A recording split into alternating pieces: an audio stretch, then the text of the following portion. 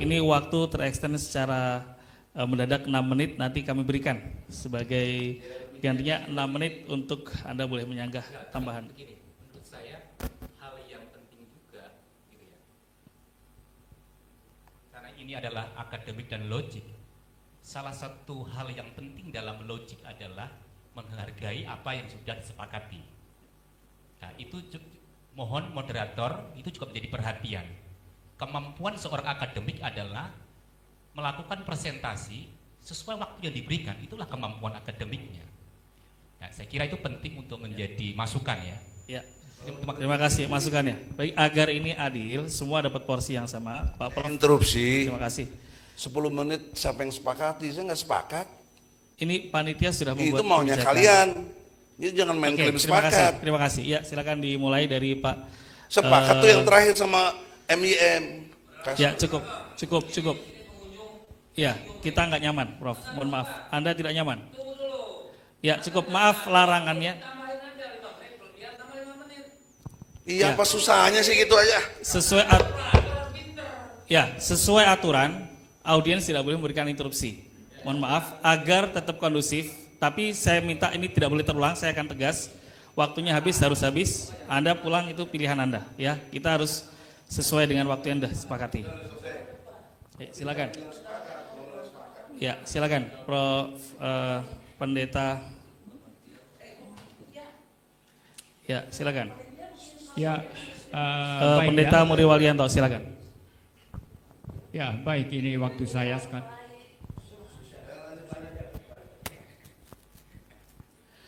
Ya, ini waktu saya sekarang. Jadi, ya, silakan.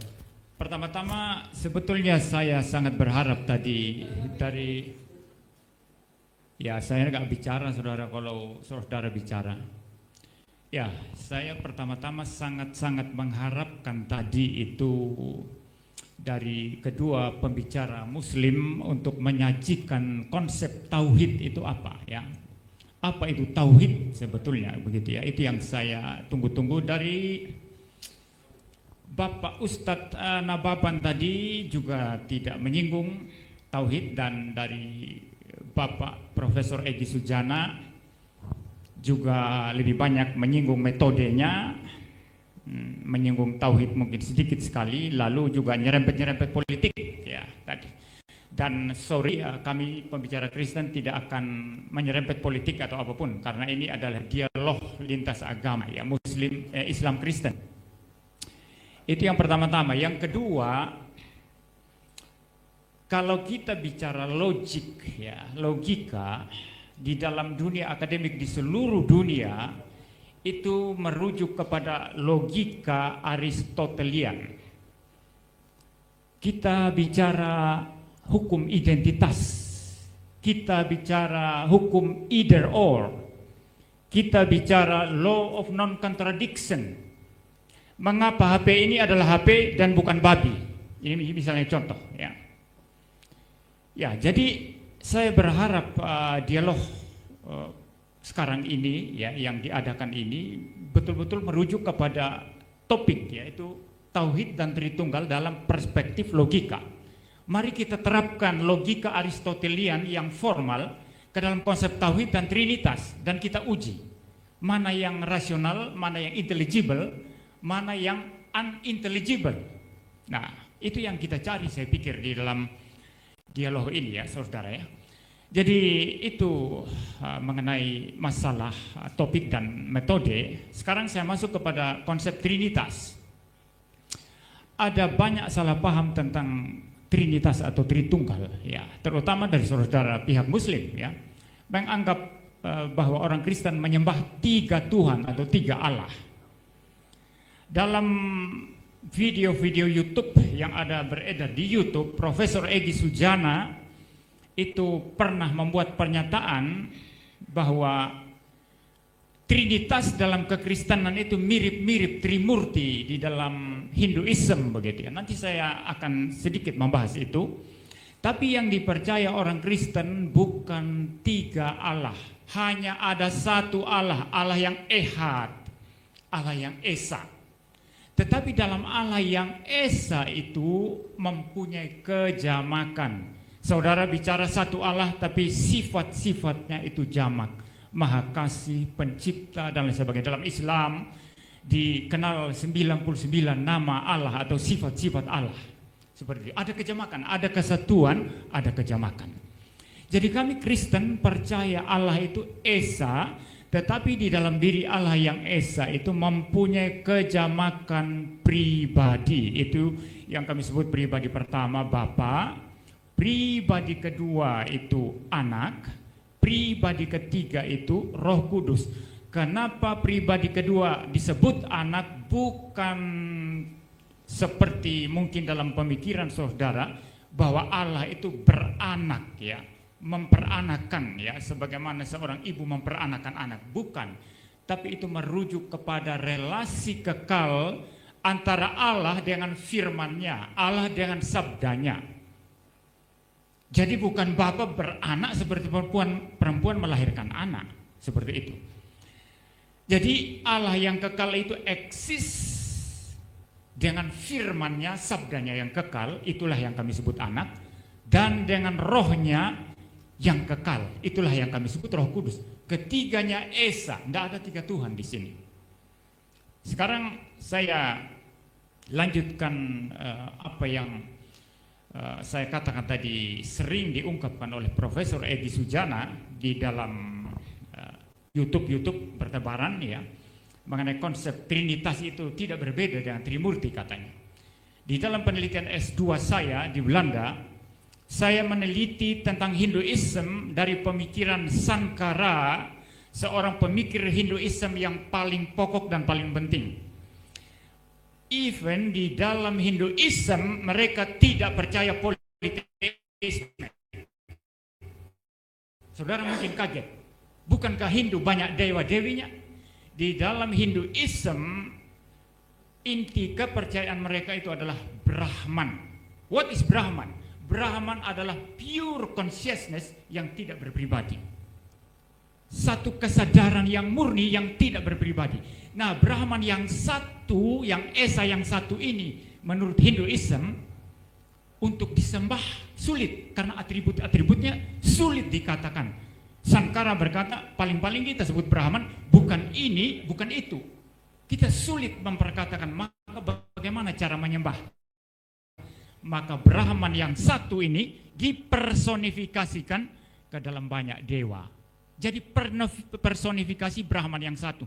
Dan yang paling penting adalah, personifikasinya adalah Brahma, Siwa, dan Wisnu.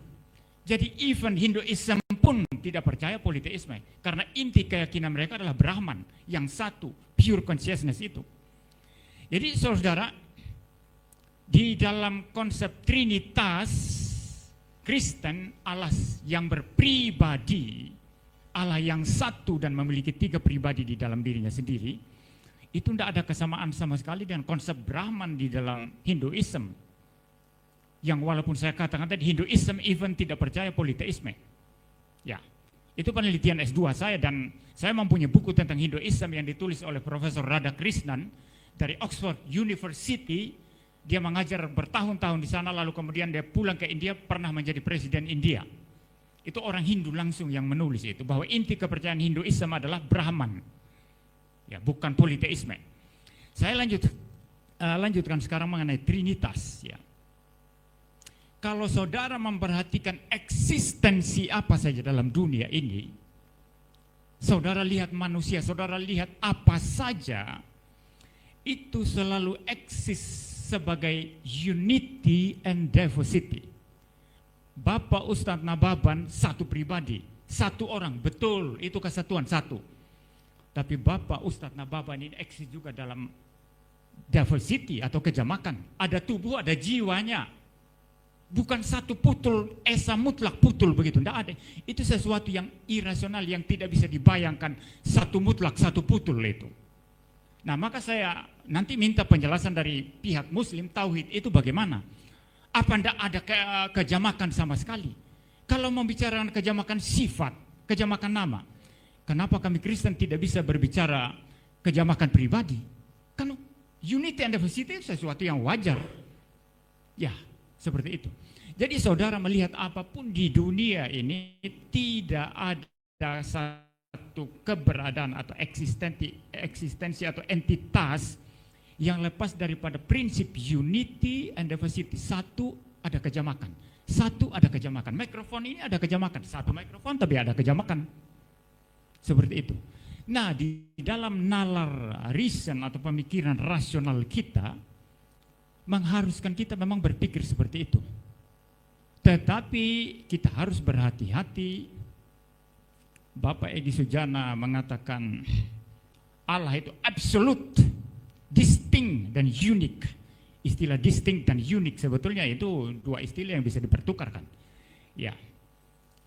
Ya, dan saya mengatakan bahwa kalau Allah yang maha besar, yang transenden, yang melampaui segala sesuatu, hanya dikurung dalam 3 kategori ini atau 3 indikator ini.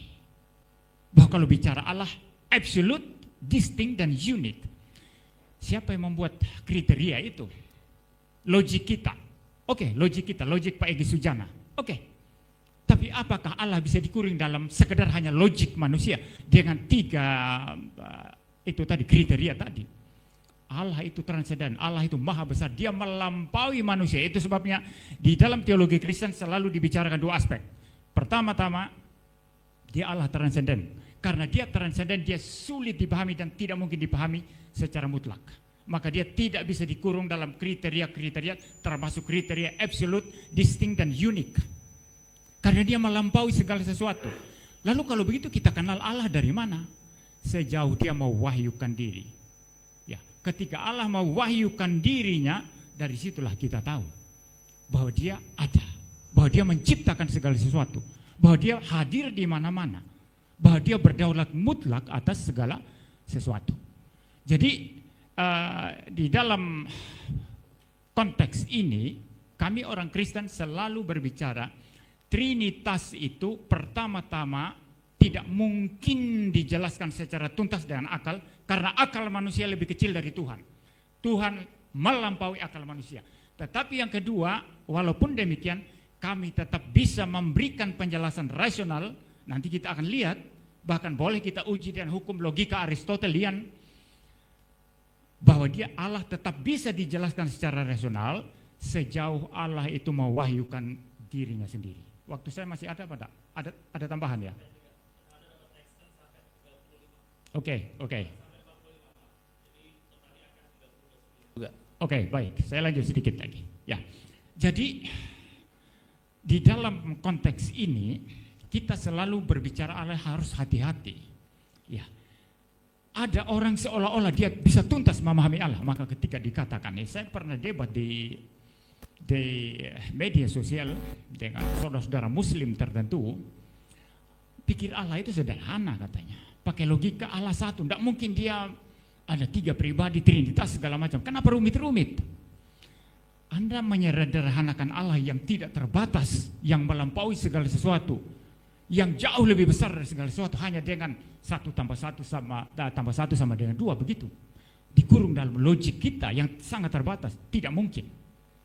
Maka pertama-tama kita mesti tegaskan Allah itu transenden. Tidak mungkin kita pahami dengan tuntas bahkan dalam perdebatan ini.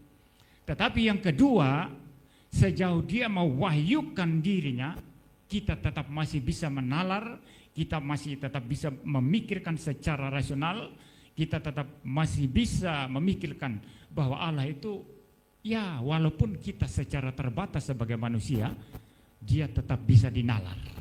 Dan nanti kita lihat, logis atau tidak, Trinitas itu ya. Terakhir sekarang mengenai Trinitas.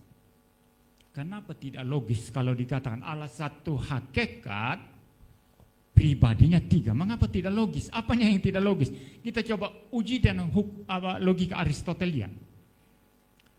Kalau manusia misalnya kita katakan logis, saya satu pribadi dengan 2 natur. Betul ya? Saya satu pribadi MYM, tapi naturnya ada 2. Natur saya tubuh dan jiwa. Ya, jadi saya satu pribadi 2 natur, tapi hanya satu. Ada kesatuan, ada keragaman. Itu logis saja, itu sah-sah saja. Nah, mengapa kalau kita berbicara tentang Allah, satu hakikat, satu natur, pribadinya tiga. Problem logika apa di sini? Coba kita uji dari logika Aristotelian. Waktu saya sudah habis ya. Ya, sampai 45. Ya, sudah habis. 1 menit lagi. Ya, apanya yang bertentangan dengan logika itu apa? Nah, sering saya tambah lagi sedikit. Sebagaimana dikatakan Profesor Egy Sujana tadi, Allah beranak begitu ya. Waktu kami berkata Yesus itu adalah Tuhan, itu tidak berarti bahwa Allah itu berubah menjadi manusia. Itu pemahaman yang sangat konyol. Allah yang transenden tidak mungkin berubah menjadi manusia. Tetapi ketika Yesus kami katakan Allah, kemanusiaan Yesus itu diambil, diadopsi, ditambahkan kepada natur Allahnya, sehingga ada dua natur yang berbeda yang nggak bisa dicampur aduk. Yang Allah, yang manusia. Jadi mungkin saudara pernah dengar pendeta yang, maaf saja ya sedalam tanda kutip pendeta yang bodoh ya, yang mengatakan Allah berubah menjadi manusia karena Dia Maha Kuasa bisa berubah jadi manusia. Tidak mungkin, Allah tidak mungkin berubah jadi manusia. Tetapi Yesus itu dikatakan Allah karena Logos yang adalah Allah ini kemudian mengadopsi natur manusia bagi dirinya sendiri, sehingga naturnya ada dua. Pribadinya satu, naturnya dua. Bisa dibedakan dengan jelas, tidak bisa dicampur aduk. Dan ini dalam perspektif logika Aristotelian sangat logis. Tidak ada yang bertentangan dengan logika. Ya, waktu Anda hampir habis, 5 detik lagi. Cukup ya? Ya, saya pikir. Terima